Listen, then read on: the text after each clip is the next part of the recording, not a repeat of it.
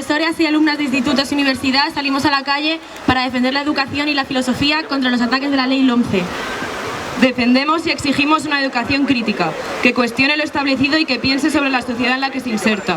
Y esto es imposible con un modelo educativo como el que propone la nueva ley. Es imposible cuando prácticamente se elimina la filosofía de los planes de estudio, reduciéndola a primero de bachillerato y optativa en segundo. Es imposible cuando se deja de cultivar la reflexión, la mirada crítica, la capacidad de expresar y argumentar, las ideas propias. La LOMCE no quiere alumnas, quiere sujetos.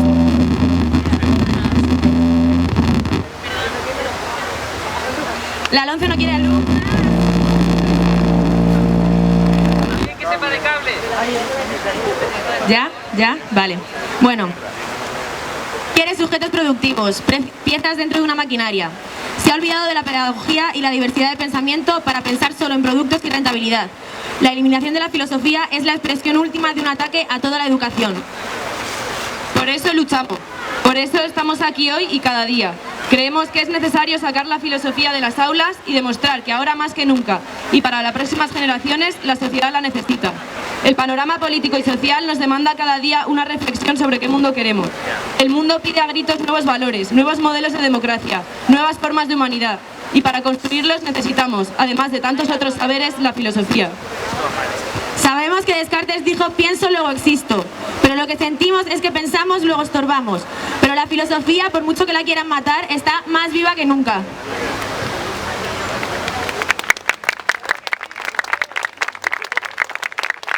Bueno, muchas gracias por haber venido y por estar aquí. Y sin más dilación vamos a dar comienzo a la clase que va a dar el profesor Pablo López, profesor de la Universidad Complutense de Madrid. Muchas gracias. Tengo que moverme un poco porque si no, no puedo hablar. Bueno, me estaba acordando, ya digo, de aquella canción que seguramente muchos conocéis, una canción de comienzos de los años 80 que tenía unos versos magníficos que cualquier filósofo hubiera querido firmar. No sé si estoy en lo cierto es que estoy aquí. Y era lo primero que se me ocurría con el micro en la mano y viendo a la gente que está aquí. Es difícil seguir esos versos, pero continuaba aún mejor. Lo cierto es que estoy aquí, otros por menos han muerto. Y lo cierto es que estamos aquí, y me da la impresión de que estar aquí es más importante que cualquier cosa que se pueda decir, yo. El hecho mismo de que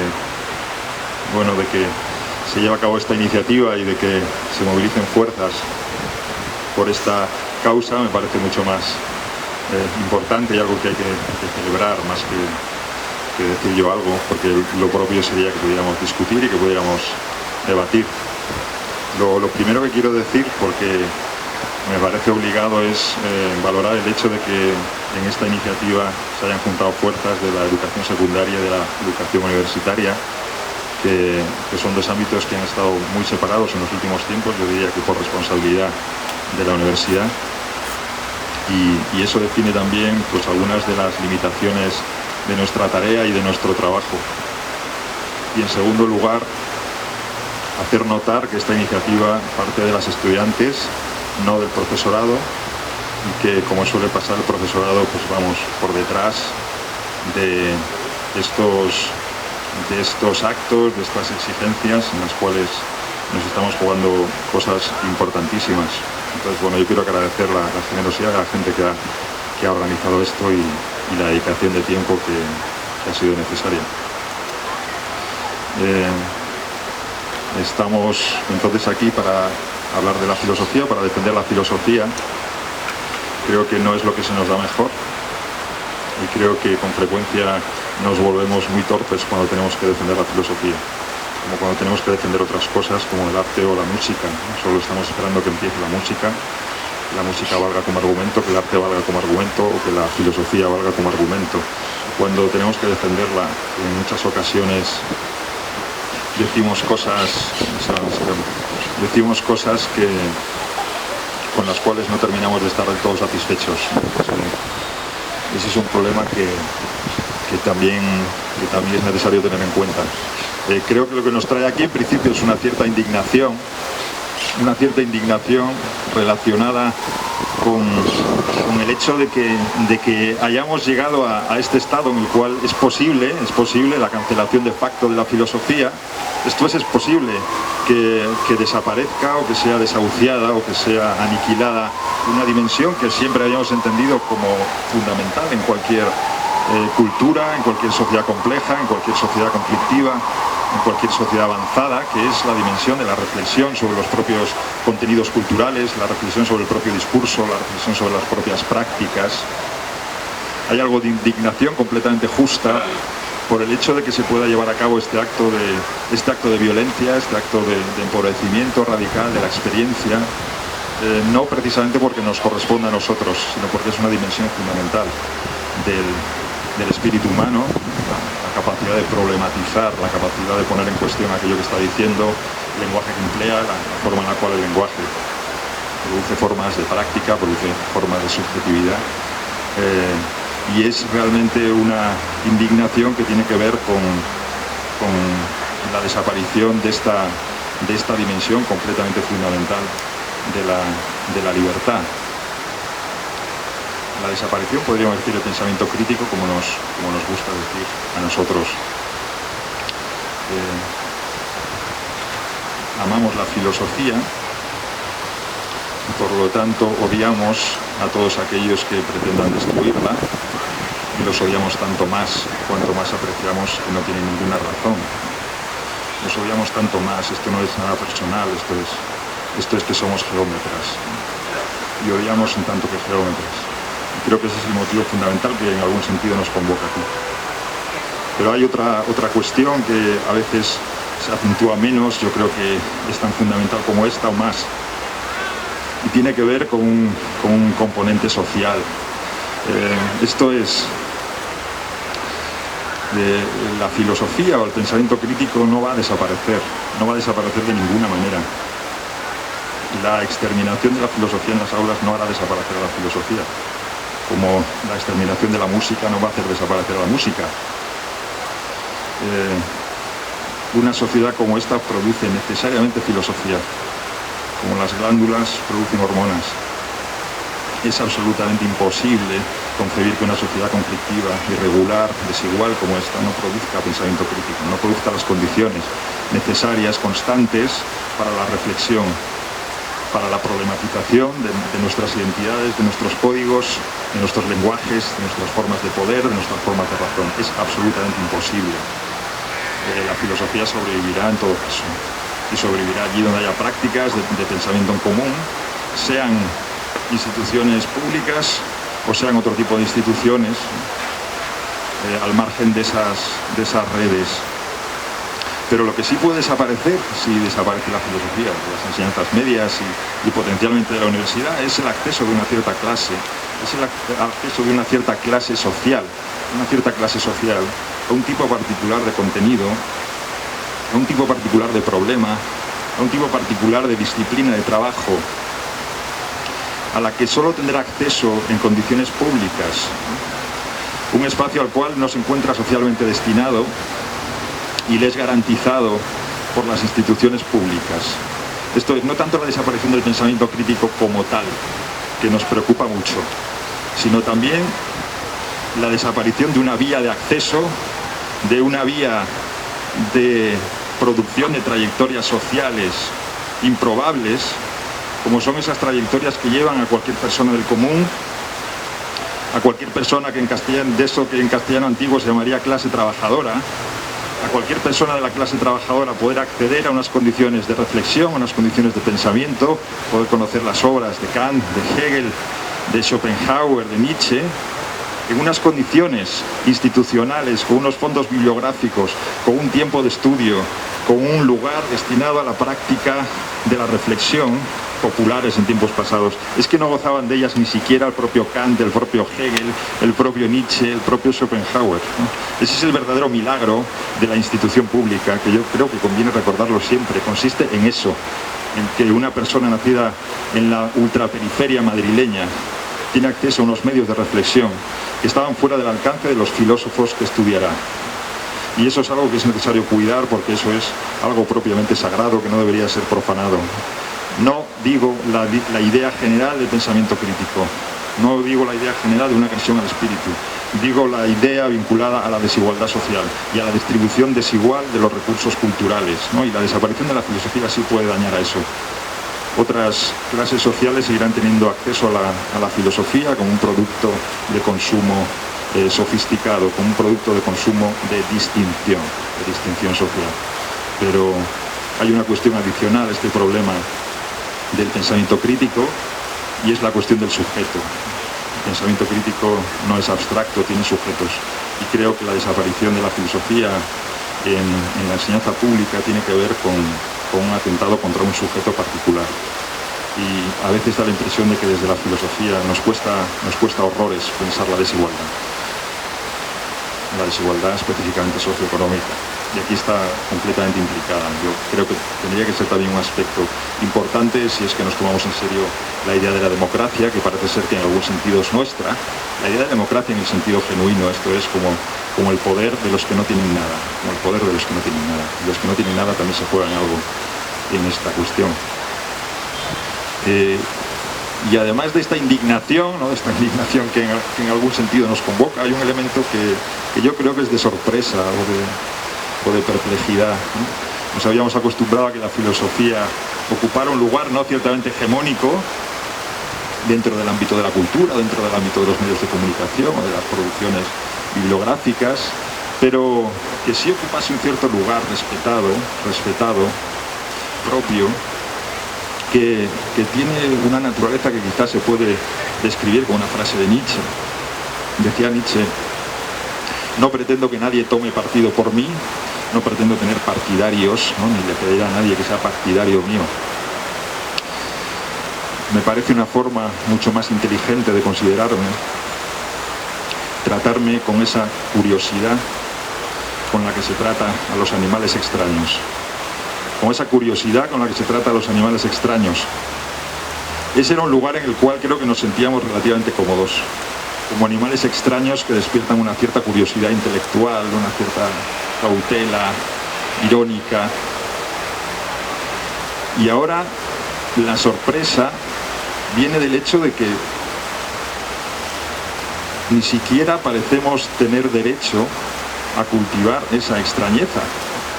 Ni siquiera parecemos tener lugar en el bestiario de las sociedades avanzadas, ni siquiera como anomalía curiosa.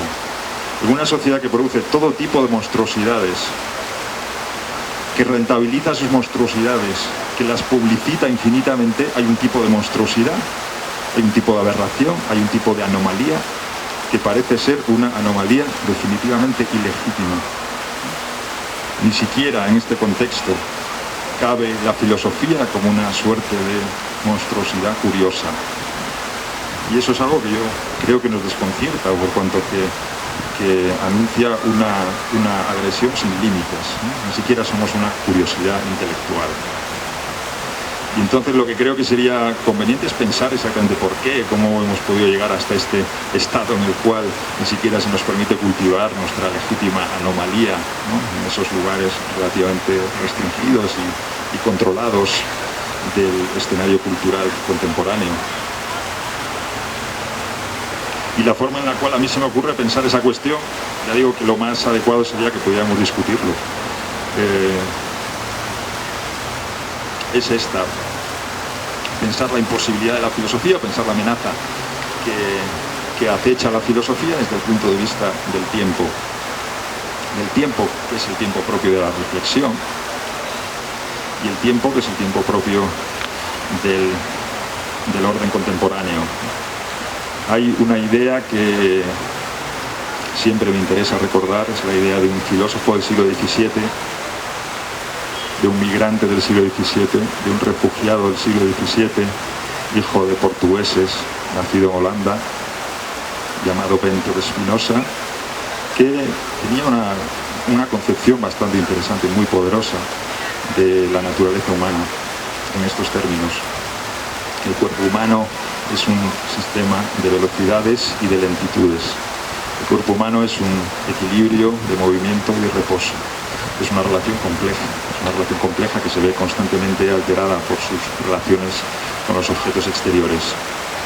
Esta idea me parece interesante y productiva por cuanto que relaciona las dimensiones del pensamiento y de la acción humana con un cierto orden del tiempo, un cierto equilibrio de velocidades y de lentitudes. Y diría que hay algo en la imposibilidad de la filosofía, siquiera como anomalía, que tiene que ver con el tiempo. Con qué tipo de tiempo se produce socialmente y cuál es la incompatibilidad que ese tiempo tiene con el tiempo de la filosofía. Entonces, aquí se podrían decir, bueno, muchas cosas. Podríamos simplemente plantear cuál es el tiempo que se deriva de la crisis o cuál es el tiempo que se deriva de los procesos de transformación social en los cuales estamos implicados al menos desde finales de los años 70, ¿no? Toda crisis es en algún sentido también una reformulación del tiempo, de la forma en la cual se vive el tiempo, de la forma en la cual se produce el tiempo, y esta crisis no es en ese sentido ninguna excepción, ¿no? De lo que se trata, es algo que todos conocemos y en lo cual todos estamos formados también como sujetos, de lo que se trata es de producir una temporalidad intensamente acelerada, una temporalidad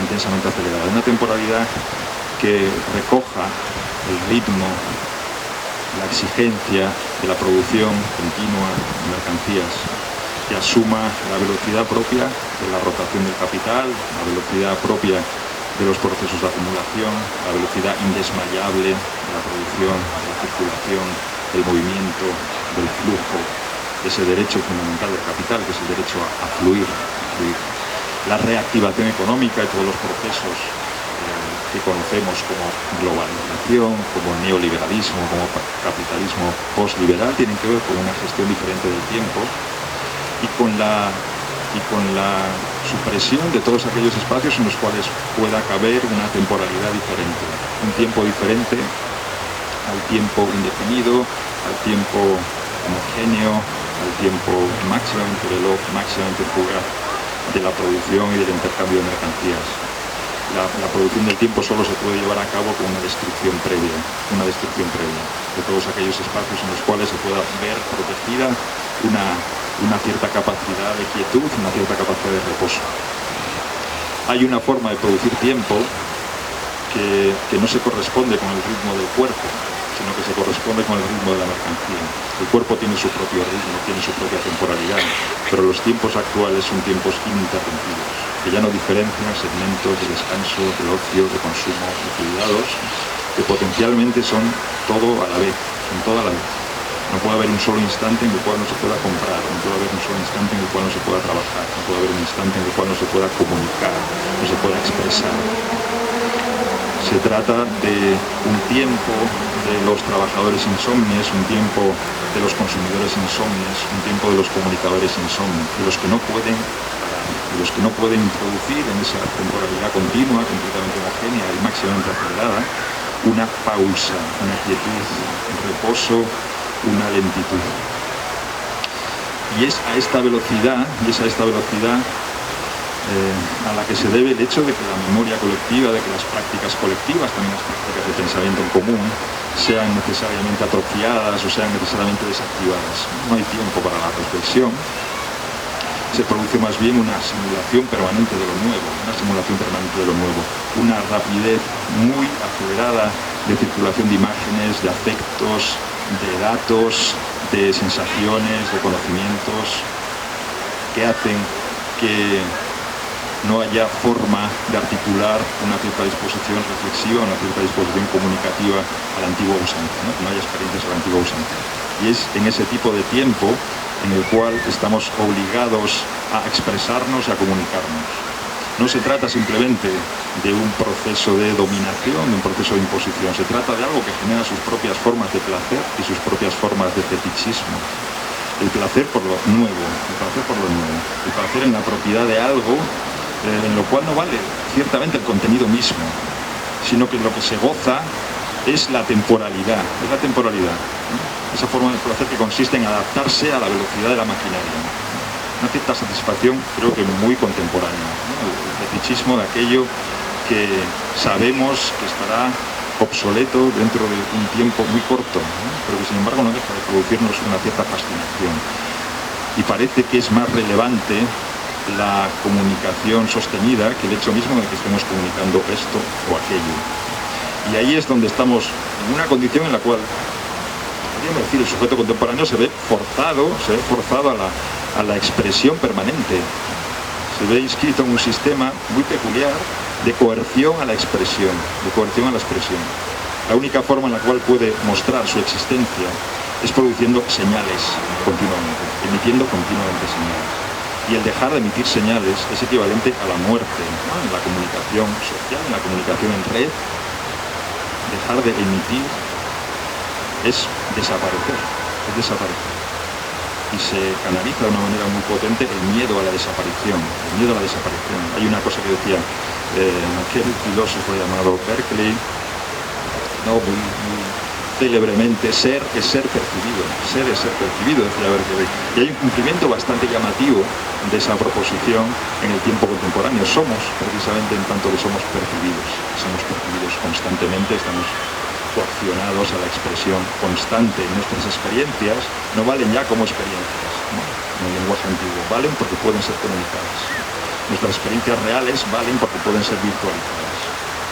Y nuestra propia vida se convierte en algo que está dominado por ciertos patrones temporales. ¿Cómo adecuar nuestra vida a lo que exige de nosotros un sistema de expresión permanente? ¿Estará mi vida o no a la altura de los medios de la comunicación social? ¿Estará mi vida o no a la altura del interés que se produce por la misma forma, ¿no? Por la misma forma absolutamente voraz, absolutamente implacable de exigencia de contenidos? ¿Estará a mi altura, ¿no? ¿Tendrá un interés mi vida que se corresponda con la misma red social?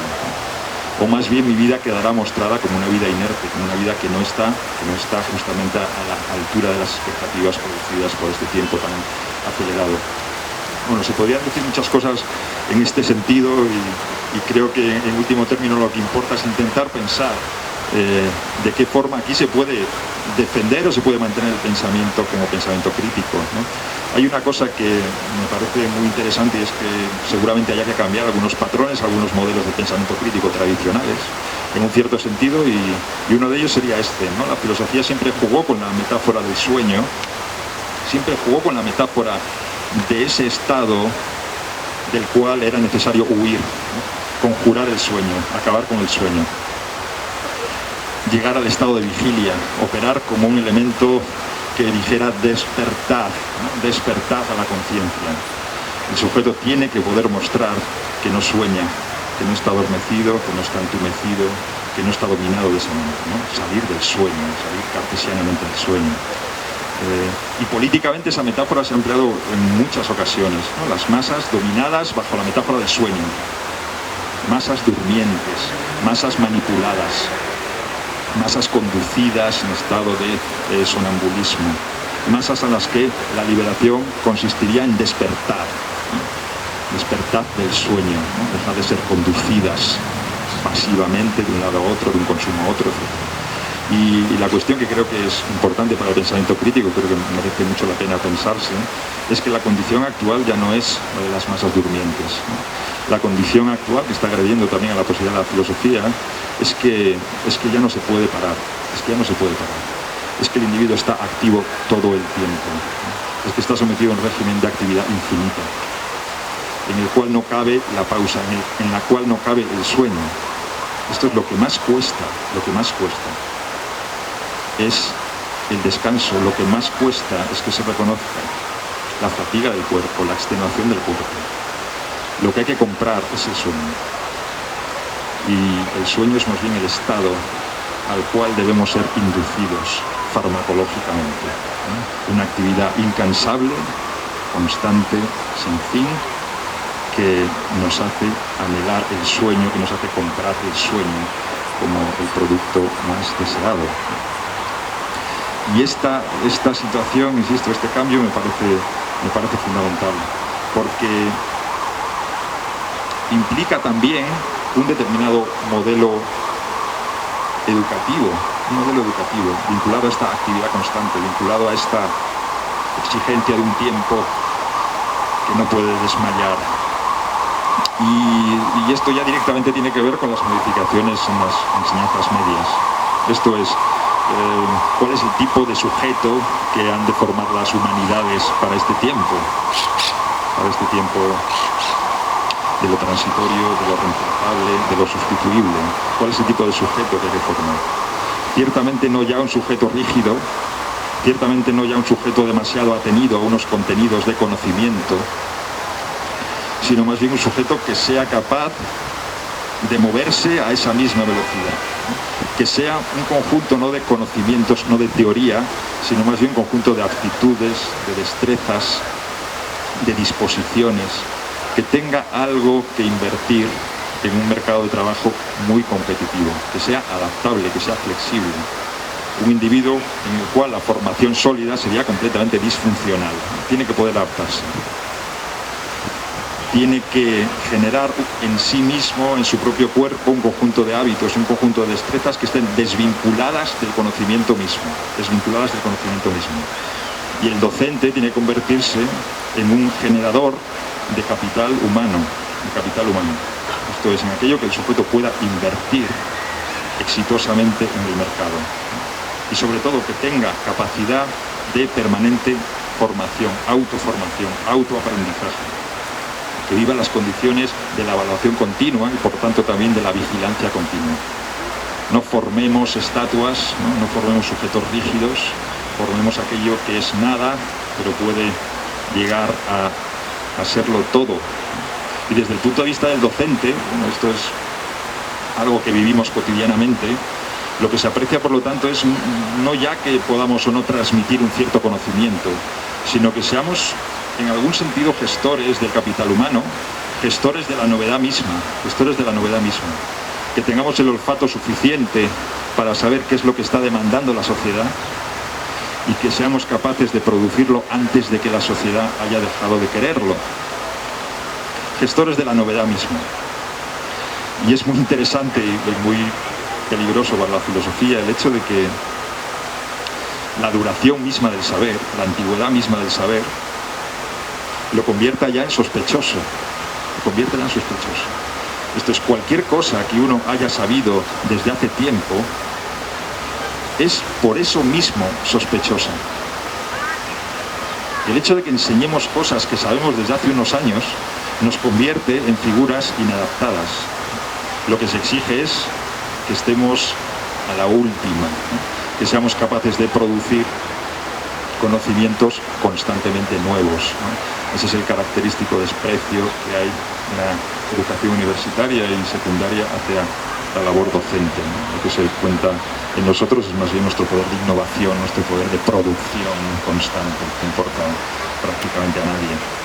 Quizás solo para esto, para hablar de que los saberes no pueden durar, y si duran demasiado, necesariamente tienen que estar anticuados, ¿no? Pero fijémonos en esta cuestión, ¿no? La duración del saber compromete el saber, la duración del saber lo hace sospechoso. De la eternidad ni hablamos, ¿no? La duración misma de algo lo vuelve sospechoso. Y esto es el discurso que en algún sentido es un desafío también para el pensamiento crítico, porque se presenta de una manera bastante peculiar, que es el prestigio de la creatividad, el prestigio de la innovación, el prestigio de la libertad. De la misma forma que el sueño ha dejado de ser la metáfora importante, por lo mismo el lenguaje, la jerga de la justificación de este tipo de procesos, que implican una enorme carga de destrucción de tejido social y de relaciones sociales, se presenta como el prestigio de la creatividad y de la innovación. ¿Y quién podría estar en contra de la creatividad? ¿Quién podría estar en contra de la creatividad? Me parece que aquí hay un punto que conviene volver a pensar, y es la relación que tiene esta innovación, esta producción de sujetos como empresarios de sí mismos, como gestores de su propio capital humano, con la desigualdad socioeconómica y con el tipo de incidencia que tiene sobre el poder, ¿no? Y sobre la prolongación del poder. Y creo que una analogía, a lo mejor interesante, es la analogía que se puede establecer entre la educación, entre los espacios educativos y los espacios urbanos. Porque parte del programa de dominación que implica también la desaparición de saberes como la filosofía, es también una dominación que se expresa cotidianamente en planes de reforma urbanística que tienen exactamente la misma jerga, que tienen exactamente la misma ideología. Esto es el ascenso de las clases creativas, el ascenso de la innovación, el estímulo, la atracción, la valorización del espacio urbano, la revitalización de los espacios, la superación de todas las rémoras, de todas las lentitudes, de todas las inercias, el estímulo que pueda colocar a la ciudad en un espacio competitivo, interurbano, internacional, que pueda valorar la marca, y pueda atraer capital. Esto es la cotización, digamos, la cotización de la ciudad en un mercado muy competitivo. Ese proceso de creatividad contra el cual nadie parece poder estar, es un proceso que solo se puede desarrollar realmente generando y ratificando lógicas de exclusión socioespacial. Esto es generando expulsiones de poblaciones del centro de las ciudades, ¿no? Aumentando las rentas, imposibilitando el acceso a espacios de vivienda. La creatividad tiene como resultado la ratificación de un cierto uso, de una cierta dominación de naturaleza social y de naturaleza espacial, ¿no? Y creo que ocurre algo bastante semejante en la educación, y quizás esta analogía podría ser interesante, ¿no? La lógica del empresario de sí, la lógica del capital humano, no hace sino ratificar el hecho de que hay desigualdades económicas fundamentales, ¿no? Que hacen que en gran medida el éxito de un emprendedor solo pueda serlo en condiciones económicas muy determinadas, y que en la mayor parte de los casos la lógica del capital humano, la lógica de la formación de los sujetos líquidos, no es sino la formación de gestores de la propia precariedad o de gestores de la propia deuda. Y parece que en gran medida las humanidades han quedado restringidas a ese ámbito, no así los saberes técnicos, los saberes científicos, que tienen otras exigencias, que tienen otras finalidades, pero claramente las humanidades, ¿no?, parecen haberse conducido a este espacio de la formación de sujetos nada, de sujetos flexibles, de sujetos permanentemente adaptables. Hay algo que es muy característico, quien tenga relación con niños lo reconocerá. Yo tengo 2 hijas pequeñas y una de las cosas que he notado es que nadie le pregunta ya a los niños pequeños qué quieren ser de mayores. Quizá porque no hay valor para preguntarlo, ¿no? ¿Qué quieres ser de mayor? Quiero ser nada, quiero ser una nada que puede serlo todo, quiero ser gestora de mi capital humano, quiero ser gelatina de trabajo indiferenciado. Eso es lo que quiero ser y lo único que puedo ser. Y para eso me formará la educación pública, para ser gelatina. Estas son las condiciones, insisto, en las cuales, bueno, podemos pensar en cierto sujeto y podemos pensar en cierto tiempo. Quizá esta imagen sea realmente interesante y digna de consideración, ¿no? Somos ese tipo ya de sujetos que se expresan constantemente, pero que no solo se expresan constantemente, sino que están sometidos a un proceso completamente enloquecido, que es semejante al de los derivados financieros. Esto es, sujetos que emitimos constantemente señales, sujetos que realizamos acciones que tienen un impacto cuantificable, y que en cada una de nuestras acciones aumentamos nuestra valoración o nos depreciamos. Estamos sometidos a regímenes de valoración permanente. Nos valoramos y nos depreciamos. Y estamos absolutamente vinculados, dependientes de esa lógica constante de la expresión de la valorización y de la depreciación. Un tipo de tiempo que es el mismo tiempo de la producción.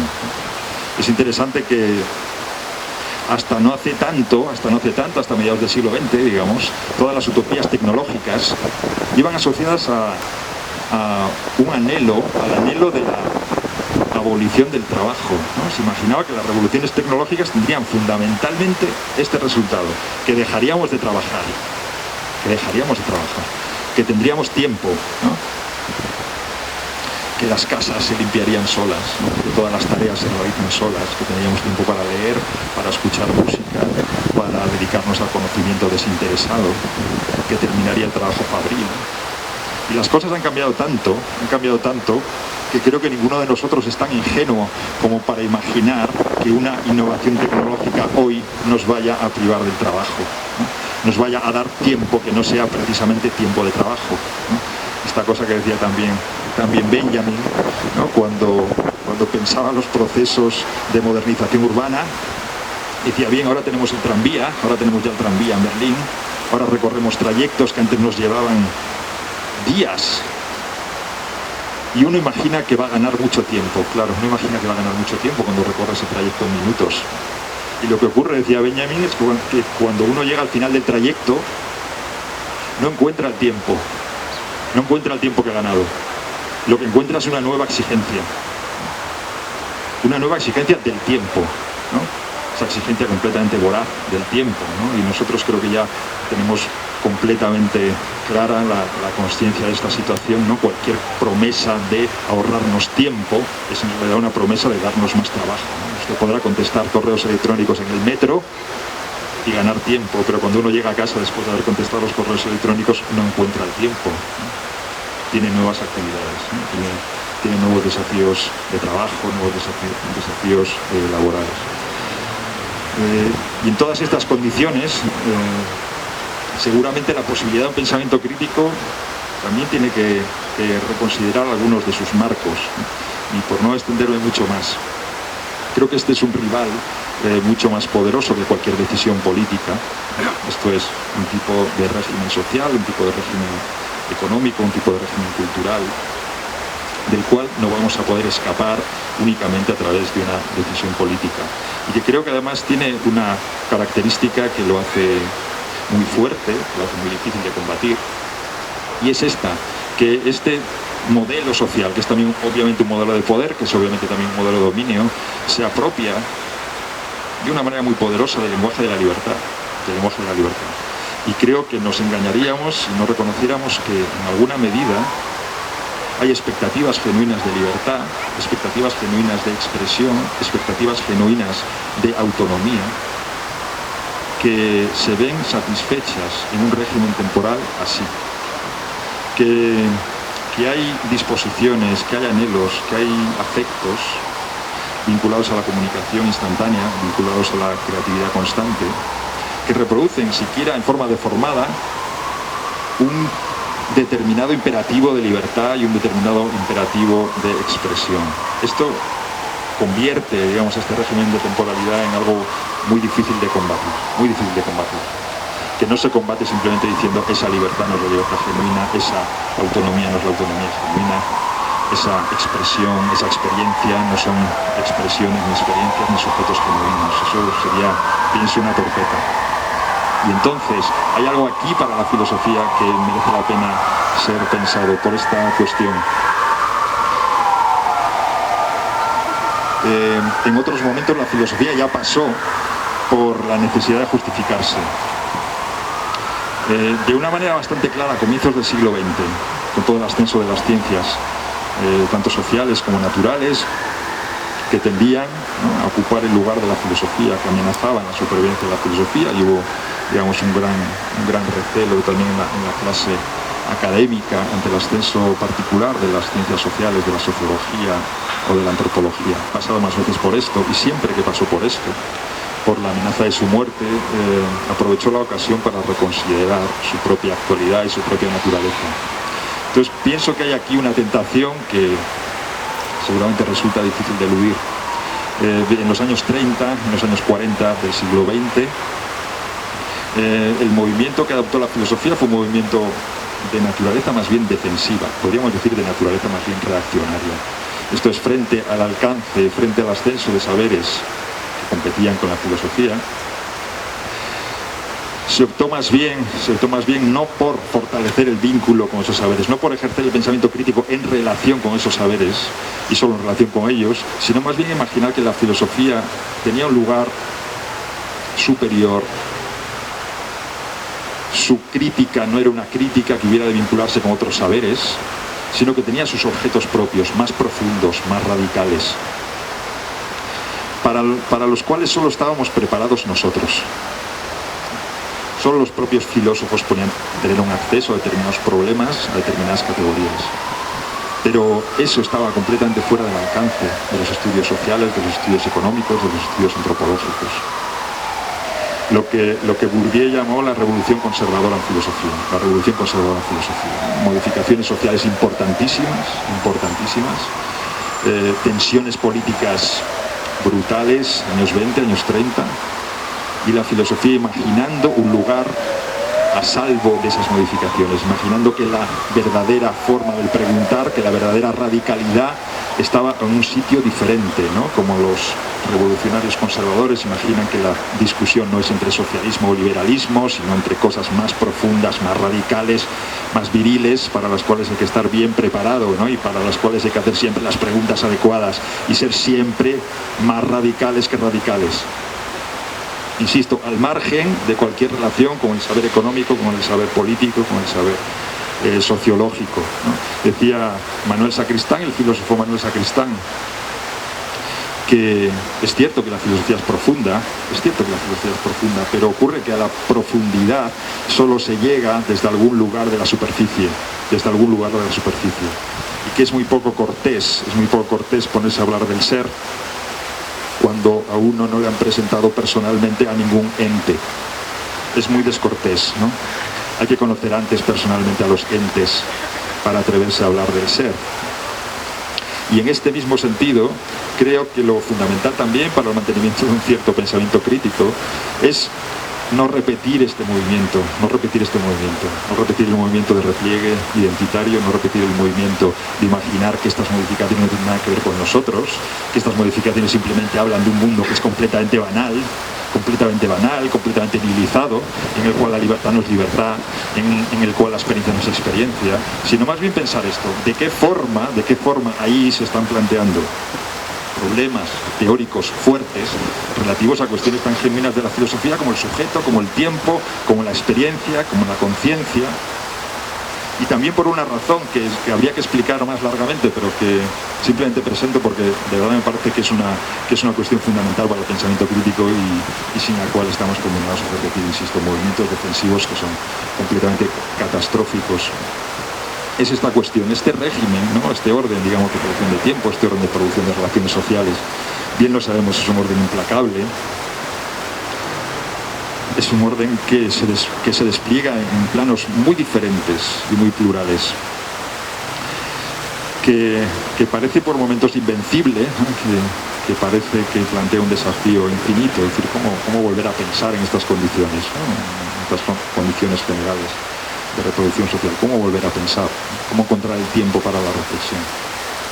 Y sin embargo ocurre que este programa de reformas es un programa que tiene un límite estructural, ¿no? Esa es la buena noticia que nos llevaremos hoy.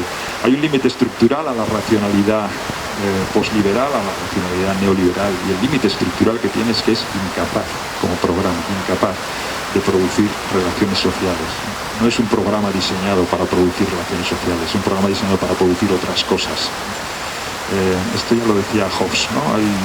Se le atribuye mucho a Hobbes esta idea que él dijo, pero dijo para otra cosa, de que el hombre es un lobo para el hombre. Se atribuye mucho a Hobbes y hay mucha gente que acepta esta antropología, ¿no? Como que fuera una descripción que Hobbes está realizando, ¿no? El hombre es egoísta, el hombre es autointeresado, el hombre es un lobo para el hombre. Pero yo diría que lo que dijo más bien Hobbes es algo un poquito más interesante, es decir, el egoísmo, el interés, no producen sociedad. Esa es la idea de Hobbes. No que el hombre sea egoísta, no que el hombre sea lobo para el hombre, sino que siendo egoísta no producirá nada más que guerra. Esto es la idea de Hobbes, ¿no? Por la cual Hobbes es tan poco querido por los liberales, ¿no? Sencillamente la competencia no produce sociedad. La competencia es el desgarro completo de las relaciones sociales. Inténtenlo en su casa.